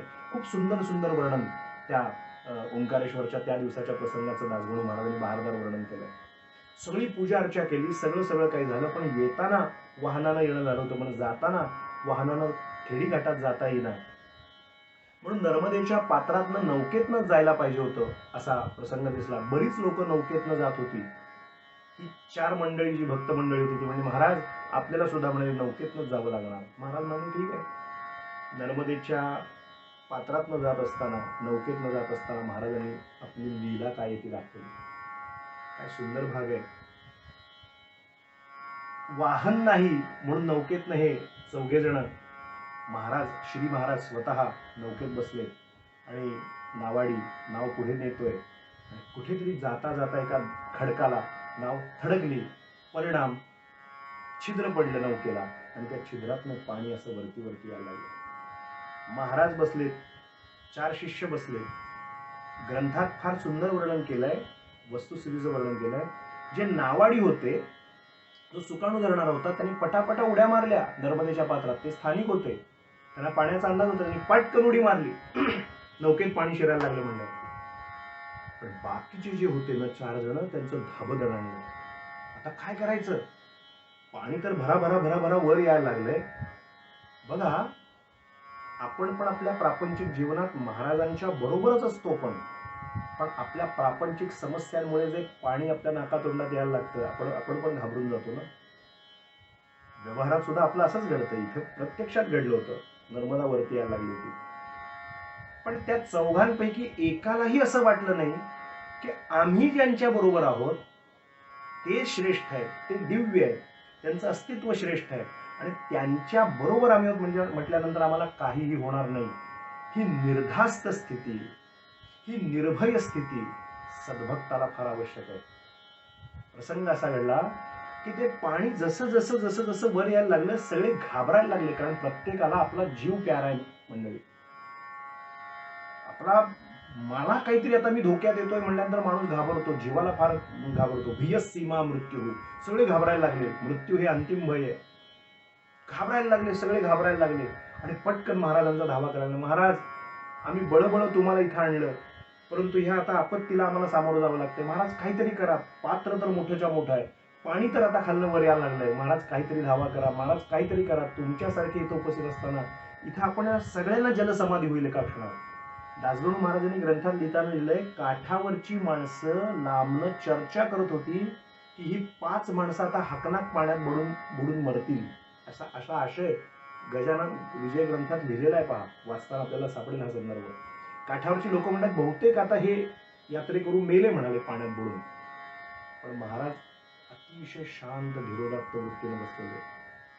महाराजांनी सांगितलं, हात जोडा सगळ्यांनी. सगळ्यांनी हात जोडले आणि महाराज म्हणाले की मैया आहे, मैया. मैया म्हणजे आई म्हणतात तिला. मी तुम्हाला सांगत होतो, आपल्या गावाच्या जवळची विहीर, तिथेच मैया मला रोज दर्शन देते. तेच माझं ओंकारेश्वर, तीच माझी मैया. पण तुम्ही हट्टानं मला पर्वकाळ साधायला इथं आणलं. काळजी करू नका. आपण स्थूल मानानं नर्मदेत स्नान केलं, पण आता नर्मदा आपल्याला खाजगीमध्ये भेटायला आले. अजिबात काळजी करू नका. जर काही अपराध घडला असेल, पातक घडलं असेल, तर ते दूर करून मैया आपलं रक्षण करू म्हणून आपण प्रार्थना करूया. सगळ्यांना हात जोडायला सांगितले. सगळ्यांनी हात जोडले आणि महाराजांनी प्रार्थना केली, नर्मदे मंगले देवी रेवे अशुभ नाशिनी, मंतु क्षमा करी यांचा दयाळू होऊनी मनी. मंतु म्हणजे अपराध. नर्मदे मंगले देवी, हे नर्मदे, नर्मदा या शब्दाचा अर्थ आहे नरातला मद हरण करते ती नर्मदा. मी कोणीतरी आहे असं जो वागतो अहंकाराने, त्याचा मद नाहीसा करते, अहंकार नष्ट करते. नर्मदा या विषयी किती बोलता येईल तेवढा वेळ कमी पडेल मंडळी. नर्मदे हर, नर्मदे हर, नर्मदे हर, जय जयकार झाला. नर्मदे मंगले देवी, तू सगळ्यांचं मंगल करणारी अशी देवी आहेस ना नर्मदे. तू काय कर, रेवे, रेवा हे नर्मदेचं नाव आहे. रेवे अशुभ नाशिनी, तू अशुभ नाश करतेस ना. मंतु म्हणजे ह्या आम्हास भक्तांकडनं आलेल्या, या भक्तांकडनं जर काही अपराध घडला असेल, मंतु क्षमा करी यांच्याकडनं काही अपराध झाला असेल तर तू माफ कर. दयाळू हो बुद्धी, तू दयाळू हो आणि मला पहिलं तीरावर पोचता कर. काय घटना घडली एका क्षणात कळलं नाही, परंतु एक कोळीण तिथे पोचली. कोळीणीच्या वेशामध्ये प्रत्यक्ष नर्मदा मैयाच पोचली आणि फरलांग 2 फरलांग मध्यावर असलेली नाव एका तटापर्यंत गेली. संपूर्ण अंग त्या स्त्रीचं ओलचिन्ह झालं होतं. आली होती नर्मदाच बरं का, नर्मदा मैयाच आली होती. म्हणजे महाराजांना ते ज्ञात होतं, पण हे चौघं मृत्यू भयानं एवढे घाबरले होते की त्यांना प्रत्यक्ष नर्मदा मैया तिथं पोचलेली असून सुद्धा कळलं नाही. बंकटलालापासून सगळ्यांना जीवाच्या आकांतानं घाबरलेले ते. ती जशी काठाला नौका आली, सगळ्यांनी पटापट उड्या खाली टाकल्या, महाराजांना खाली उतरवलं. ती कोळीण तिथे खाली उतरली आणि त्यातल्या एकानं प्रश्न विचारला, बाई तुम्ही इथं पटकन पोचलात, मैयाच्या स्वरूपातच आलात. मैया म्हणते, मीच आले होते स्वतः. माझ्या स्वरूपात कसलं? मीच स्वतः आले, पण तुम्हाला अजून कळत नाही की कोण तुमच्या बरोबर आहेत ते. गजानन महाराजांसारखा सिद्ध महात्मा आपल्या ठिकाणी आलाय ओंकारेश्वरला, नर्मदा काठी. याचा नर्मदा मैयाला किती आनंद झाला, किती आनंद झाला.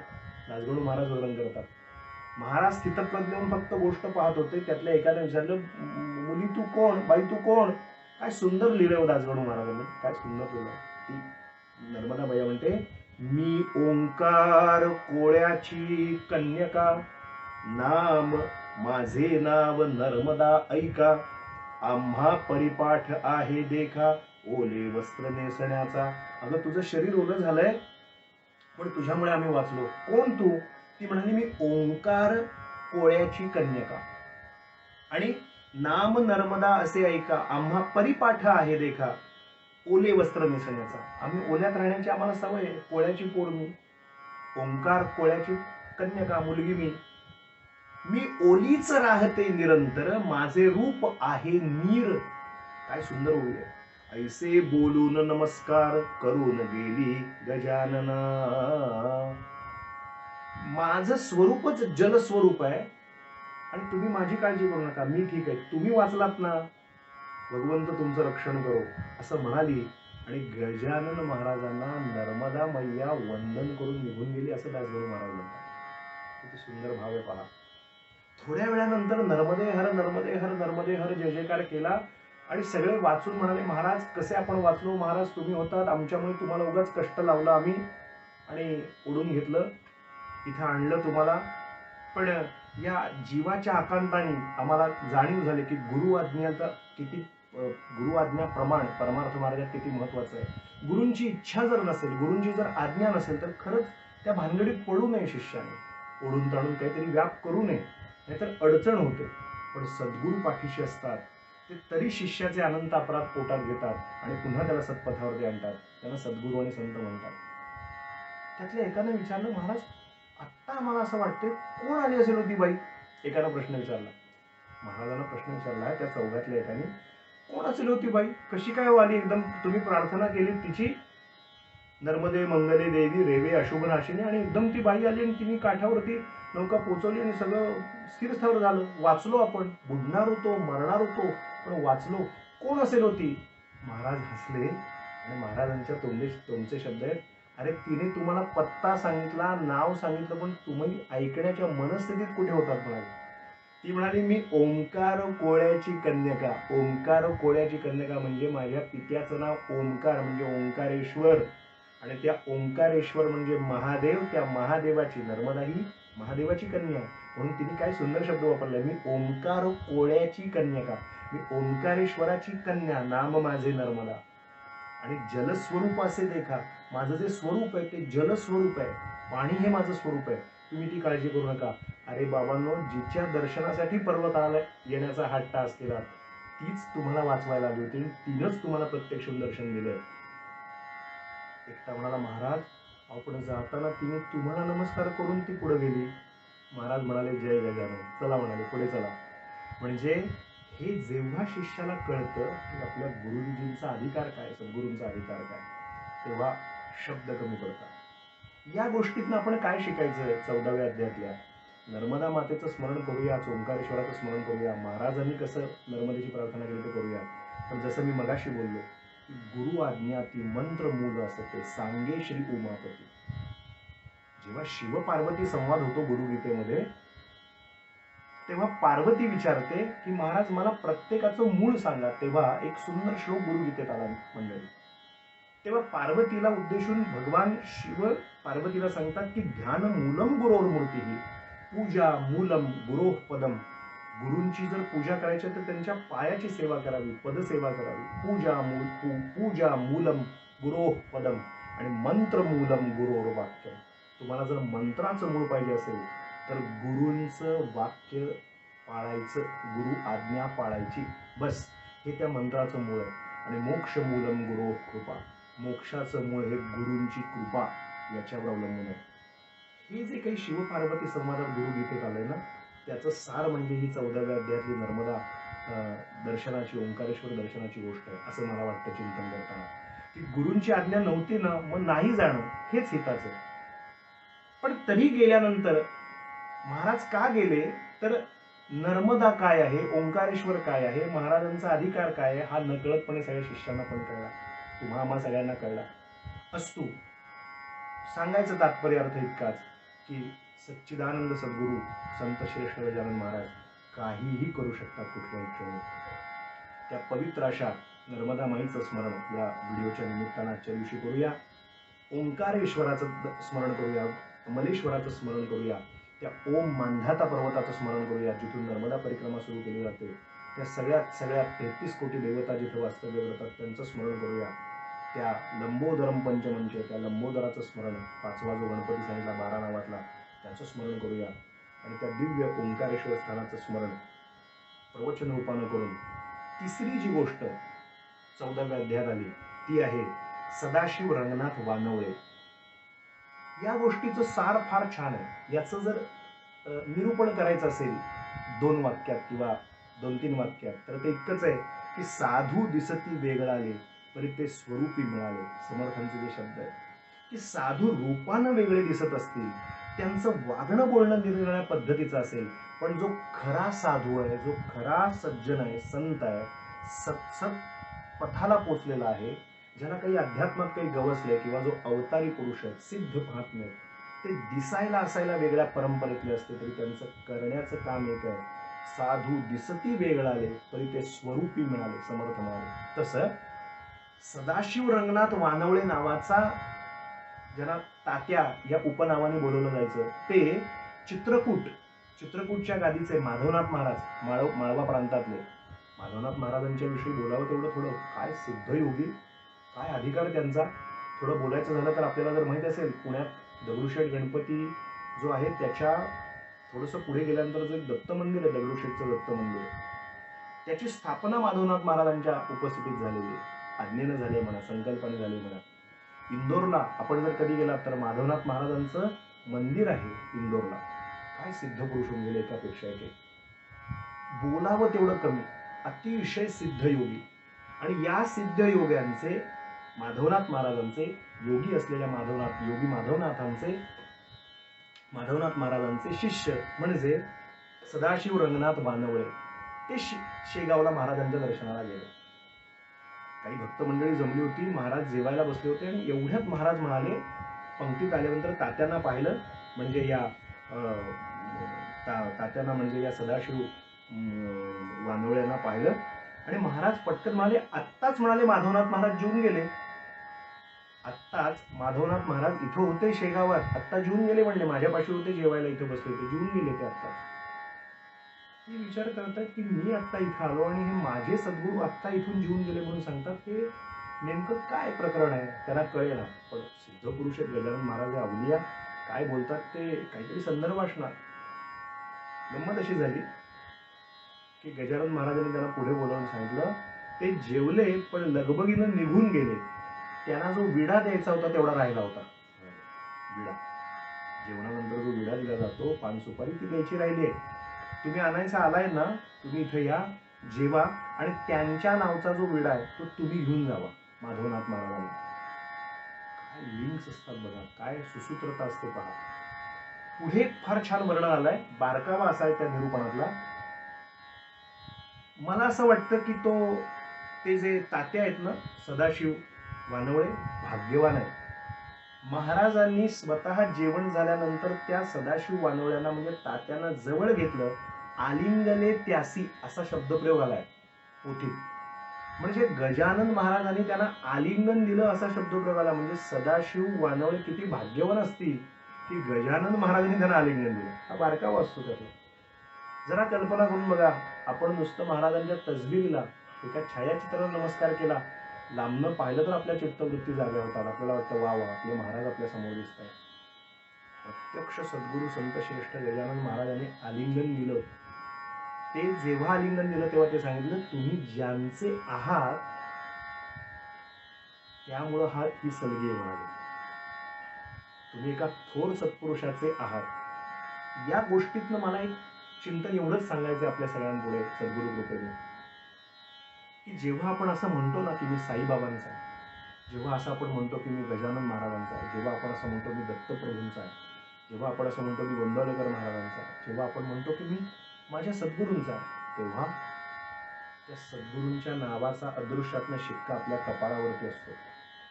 आणि तो समोरचा सत्पुरुष जो सन्मान आपल्याला देतो, समोरचा सत्पुरुष किंवा तो समोरचा संत पुरुष सद्गुरू आपल्याला जो सन्मान देतो, जे काही आदरातिथ्य आपलं करतो, मंडळी ते आदरातिथ्या त्याच्या लायकीचे आपण असू की नाही हा एक वेगळाच भाग आहे. कदाचित पूर्वसुकृत आहे म्हणून त्या सत्पुरुषांच्या पुढे जाता आलं, हा एक भाग आलायदा. पण ते जी काही पद्धतीची सलगी आपल्या लायकीपेक्षा जास्ती देतात, तेव्हा ती सलगी देत असतात ते आपण कोणतरी आहोत म्हणून नव्हे, तर आपण कोणाचे तरी आहोत म्हणून ते देतात. पुन्हा सांगतो, आपण कोणीतरी आहोत असं म्हणून नव्हे, तर आपण कोणाचे तरी आहोत म्हणून ते देत असतात. सिद्ध योगी माधवनाथांचे हे शिष्य होते, म्हणून ही जी सलगी गजानन महाराजांनी दिली, ही माधवनाथांप्रतीचा आदर व्यक्त करण्यासाठी दिली. आणि जाताना तो विडा पान सुपारी बरोबर दिली. आणि जाता जाता दोन शब्द फार महत्वाचे सांगितले दासगणू महाराजांनी, ते फार छान दिले. ते म्हणतात, इथून जेव्हा सद्गुरूंच्या दर्शनाला जाल ना, ते लगबगीनं जीवन गेले, पण पान सुपारी विडा घ्यायचं विसरून गेले. मी एवढंच सांगतो, तेवढं लक्षात घ्या, माझे शब्द जसेच्या तसे त्यांना हा पानाचा विडा देताना सांगा. तुमच्या गुरूंना तसेच सांगा. दासगणू महाराजांनी इथे उभी लिहिले की साथे भोजन हुआ, साथे भोजन हुआ, विडा तुम्हारा यही रहा, आणि तो आम्ही आणीला पहा नाथा तुम्हा द्यावे. असं ही ओवी तिथे लिहिली. साथे भोजन हुआ म्हणजे तुम्ही आम्ही एकत्र जेवलो, विडा तुम्हारा यही रहा, तुमचा विडा आमच्याकडेच राहिला, आणि म्हणून तो आम्ही आणीला पहा नाथा तुम्हा द्यावे. असं नाथा म्हणजे माधवनाथा. श्री गुरुनाथ, सद्गुरुनाथ मी अपराधी या पदरात असा इंदोरला गजर केला जातो. या गुरूंनी मजला झपाटलं, याच्या नामाने मजला झपाटलं. माधवनाथांचा एवढा मोठा अधिकार. हा विडा जेव्हा त्यांच्या हातात दिला तेव्हा माधवनाथांनी तो विडा घेतला, तो खलबत्त्यात तो कुटला, तो गजानन महाराजांनी दिला म्हणून अत्यंतिक प्रेमाने खाल्ला, आणि त्या सदाशिव वानवळ्याला म्हणाले किती भाग्यवान आहेस, गजानन महाराजांनी तुला आलिंगन दिलं, गजानन महाराजांनी तुला बसून पंक्तीत जेवायला वाढलं. त्यांना कळेच ना त्या तात्यांना की काय आहे, मी तिथं पोचलो, हे तिथं नव्हते, हे म्हणतात आत्ताच जेवून गेले, हे म्हणतात हो माझा विडा राहिला होता तो विडा खातो, हे काय प्रकरण आहे. तेव्हा पटकन माधवनाथांचे डोळे पाणावले गजानन महाराजांच्या दिव्य स्मरणानं, आणि माधवनाथ महाराज म्हणतात त्यांचा माझा एक प्राण. आम्ही शरीरानं वेगळे वेगळे आहोत, मी माधवनाथ रूपानं आहोत, ते गजानन रूपानं आहेत, पण त्यांचा माझा एक प्राण, शरीरेही असती भिन्न भिन्न. माधवनाथ महाराजांचे शब्द फार महत्वाचे आहेत. शरीर भिन्न भिन्न आहेत पण त्यांचा माझा प्राण जो तो एक आहे. आम्ही एका तत्वासाठी काम करणार आहोत, आम्ही एक रूप आहोत. ज्या क्षणी ते तिथे जेवत होते आणि तेव्हा डोळे मिटून त्यांना माझं स्मरण झालं, म्हणजे मी त्यांच्या रूपानं मीच जेवत होतो, म्हणजे आम्ही ते एकत्र जेवत होतो असा त्याचा अर्थ आहे. आणि तो विडा द्यायचा राहिला तो त्यांनी दिला, तो त्यांनी खाल्ला, आणि त्यातला प्रसाद या तात्यांना सुद्धा दिला. म्हणजे तात्यांना दुहेरी लाभ झाला. तिकडे पंक्तीला बसायला मिळालं, महाराजांचं आलिंगन पण मिळालं, आणि इकडे महाराजांनी देऊ केलेला माधवनाथांसाठीचा विडा माधवनाथांनी तर ग्रहण केलाच, पण या तात्यांना पण मिळाला. शिष्य होण्यात किती फायदा आहे बघा. माझे गुरुजी कीर्तन शिकवत असताना मला सांगायचे, चेला बने कुछ लाभ है, गुरु बने तो हान. चेला होण्यात, शिष्य होण्यात खूप लाभ आहे. गुरु बनायला लागलो ना आपण, ती हानी आहे. चेला बने कुछ लाभ है, गुरु बने तो हान. त्यामुळे अंतःकरणात एवढंच भावना व्यक्त करूया की शिष्य होऊया, भक्त होऊया, अनन्य असे शिष्य होऊया, खूप लाभ घडतो असा. या अध्यायाची सांगता करताना एक फार छान ओवी आली आहे. ते म्हणतात संत एकमेकांना ओळखतात, दिव्य सत्पुरुष एकमेकांना ओळखतात, साधू सत्पुरुष एकमेकांना ओळखतात. त्याच्यात संदर्भ सांगताना त्यांनी 2-3 प्रसंग सांगितले. कीर्तन करताना तुकाराम महाराज उभे होते देहूला, पण श्रीगोंद्याला शेख मोहम्मद त्यांना ती सहवेदना जागृत झाली की अरे तुकोबा कीर्तनाला उभे राहिलेत आणि आजूबाजूला आग पेटली आहे. तर श्रीगोंद्यात राहून देहूतली आग विझवण्याचं काम कोणी केलं तर शेख मोहम्मदांनी केलं. याच्याविषयी महिपतीनाथांनी लिहिलंय असा निर्वाळा दासगणू महाराज शेवटी देतात. हे मी माझ्या पदरचं सांगत नाही, महिपतीनाथांनी याच्याविषयी वर्णन करताना हा दाखला दिलाय, त्याचा रेफरन्स सांगतात, प्रमाणही सांगतात. दुसरा संदर्भ सांगताना सांगितलं की पाटलाचा मुलगा जो होता हळी नावाच्या गावात खेड्यामध्ये विहिरीतल्या पाण्यात बुडत असताना माणिक प्रभूंनी आपला सगळा अधिकारपद बाजूला टाकला, आपल्या शिष्याचा मुलगा वाचवायचा म्हणून पाण्यात उडी मारून त्या पोराला वाचवलं. सद्गुरू जिथे आहेत तिथून आपल्या शिष्याला वाचवू शकतात. सत्पुरुष सत्पुरुषांना ओळखतात. हे सांगताना जी शेवटची ओवी लिहिली आहे ती फार महत्वाची आहे. ते म्हणतात की ही सगळी योगाची अंग आहे. योग असे बलवत्तर, योग सर्वात बलवत्तर, त्याची नये कोणा सर. त्याची सर कशाला येणार नाही योग मार्गाची. योग असे योग सर्वात बलवत्तर, त्याची नये कोणा सर, करणे असल्यास राष्ट्रोद्धार, त्याचा अवलंब करावा. ही ओवी फार चिंतनीय आहे. म्हणजे एखादा जर असा काही आपल्या आजूबाजूला असं म्हणत असेल ना, पुषार्थ म्हणत असेल ना की योगाने मला हे साधलंय, मी असं करू शकतो, मी तसं करू शकतो, मी तसं करू शकतो, एका क्षणात असं करू शकतो, दासगणू महाराज त्याला म्हणतात, जर खरा योगी असशील तर तो बलवंत आहे, योग असे बलवत्तर, त्याची नये कोणासर. पण जर तुझ्याकडे खरंच जर काही योग असेल, करणे असल्यास राष्ट्रोद्धार, त्याचा अवलंब करावा. जर तुमच्याकडे खराच जर काही योग मार्ग असेल आणि तुम्ही सिद्ध नाही, महासिद्ध नाही, अतिसिद्ध असाल, तर त्याचा उपयोग राष्ट्रोद्धारासाठी करा, जनाच्या उद्धारासाठी करा, लोकांच्या उद्धारासाठी करा. स्वतःचा मोठेपणा मिळवण्यात नको, अशा आशयाची ओवी देऊन त्या अध्यायाची सांगता होते आणि 14वा अध्याय समापन होतो. थोडं अवलोकन करूया. बंडू तात्याची गोष्ट पहिल्या 1 ते 7 ओव्यांमध्ये रामरायाच्या चरित्रातून प्रस्तावना मांडतात दासगणू महाराज. बंडू तात्याची गोष्ट होते. सदाचार महत्वाचा, आडल्या नडल्याला मदत करणं महत्वाचं, अन्नदान महत्वाचं, दुसऱ्याच्या उपयोग जाणे महत्वाचं, पण महत्वाची गोष्ट ही स्वतःला राखून, स्वतःचं राखून इतरांना मदत करणं. पैशाची बेसुमार उधळपट्टी संतांना, सत्पुरुषांना मान्य नाही. आधी जे आपलं कर्तव्य कर्म आहे ते आधी करा. ऋण काढून सण करू नका. हे अध्यायातली पहिली गोष्ट आपल्याला शिकवतो. आत्महत्या अजिबात करू नका. हताश कधीही होऊ नका. जे जे करायचंय ते ते प्रयत्नवाद कधी सोडू नका. या 3 गोष्टी, आत्महत्या करू नका, हताश होऊ नका आणि प्रयत्नवादी कायम राहा, या 3 गोष्टी फार महत्वाच्या पहिल्या गोष्टीतनं सांगितल्या. दुसऱ्या गोष्टीत नर्मदा मैया, ओंकारेश्वर याचं विवरण आणि महाराजांनी मृत्यूपासून कसं वाचवलं नर्मदेची प्रार्थना केल्यानंतर, आणि स्वतः नर्मदा मैया कशी आली, त्यातनं ही शिकवण आपण शिकलो की गुरुवाक्याला अत्यंत महत्व प्रमाण, गुरु आज्ञेमध्ये निरंतर राहूया आणि गुरूंच्या लीलांचं स्मरण करूया. आणि तिसरी आणि सर्वात अखेरची गोष्ट जी आता तात्यांची सांगितली, सदाशिव वानवळ्यांची, की ज्याच्यामध्ये माधवनाथ महाराजांचे ते अनुभवित असतात आणि त्यामुळे त्यांना काय लाभ होतो.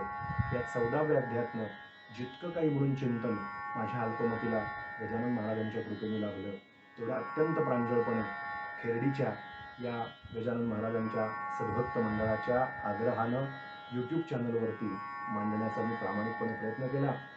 जे काही मांडलं ते गजानन महाराजांच्यावरच्या श्रद्धेनं आणि निरपेक्ष भावनेनं. त्यांचा जेव्हा संपर्क माझ्याशी झाला, म्हणाले, बुवा अशी अशी संकल्पना आहे, रोज एक अध्यायाचं विवरण व्हावं आणि महाराजांच्या प्रगट दिनापर्यंत हे अध्याय लोकांपर्यंत पोचावे. तत्क्षणी त्यांना मान्यता दिली. दौऱ्यातनं वेळ काढून आज यथामती यथाशक्ती हा व्हिडिओ इथे पूर्ण केला. याचा अनेक लोकांपर्यंत आपण पोचवा. याचा उद्देश एकच आहे की महाराजांचं नेमकं तत्व काय आहे ते आपल्या सर्वांना कळू द्या. माझ्याप्रमाणे अनेक इतर वक्त्यांनी आपापलं चिंतन सद्गुरू कृपेने प्रत्येक अध्यायाचं मांडलं असेल. त्या सगळ्यांचे व्हिडिओज पण या निमित्तानं आपण नक्की पहा.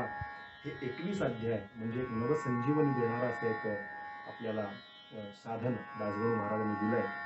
आपली जीवन नौका तरण्यासाठी योग्य असे विचारांची शिदोरी म्हणजे गजानन विजय सारखा दिव्य ग्रंथ आणि जय जय सच्चित स्वरूपा स्वामी गणराया अवतरलासी भूवरी जडमुढ ताराया, हे जे वर्णन केलं तर चराचराला, कणाकणाला, अनुरणला व्याप्त असलेल्या अवधूत स्वरूप सच्चिदानंद सद्गुरु स्वरूप संत श्रेष्ठ शेगाव निवासी गजानन महाराजांच्या चरणी अनन्य कृतज्ञता व्यक्त करूया. त्यांच्या चरणावरती कायम लोळण घेऊया आणि ही जी शिकवण ग्रंथ आपल्याला देत असतो, ग्रंथातल्या गोष्टी आपल्याला सुचवत असतात, त्यातले जे महत्वाचे मुद्दे असतात तिकडं आपलं लक्ष अत्यंत बारकाईनं देऊया. नाहीतर अनंत पारायणं केली पण शिकलो काहीच नाही त्यातनं, तर नदीच्या काठावर राहून कोरडं राहिल्यासारखं होईल. पाणी न पिता त्याला म्हणतात अजून मी तृषार्थच राहिलो असा अर्थ होईल. नदी वाहते पण प्यायची बुद्धीच अजून होत नाही. तर त्याचा योग्य तो अर्थ जाणून घेऊया. असं म्हणतात की बळे विण शक्ती, भावी विण भक्ती आणि अर्था विण पोथी वाचून काय, म्हणून अर्थ समजून घेतल्याशिवाय पोथी वाचण्यात काही अर्थ नसतो. त्यामुळं यथामती यथाशक्ती सद्गुरु कृपेनं जे विवरण झालं, इदं दत्तं न मम, त्यात माझं काही नाही, जे काही बोललं गेलं ती सद्गुरूची कृपा, महाराजांचे आशीर्वाद. महाराजांच्या चरणी पुन्हा पुन्हा वंदन करतो. यूट्यूबच्या माध्यमातून हा व्हिडिओ बघणाऱ्या हजारो गजानन भक्तांचं, गजानन महाराजांच्या सद्भक्तांचं, गुरुभक्तांचं, सत्शिष्यांचं त्या आपल्या सर्वांना वंदन करतो आणि वाणीला विराम देतो. गणी गणगणात बोते, गणी गणगणात बोते, गणी गणगणात बोते, हे भजन प्रिय सद्गुरुते, अवधूत चिंतन श्री गुरुदेव दत्त दत्त दत्त. सच्चिदानंद सद्गुरु श्री शेगाव निवासी संत श्रेष्ठ गजानन महाराज की जय. श्री गुरुदेव दत्त दत्त दत्त.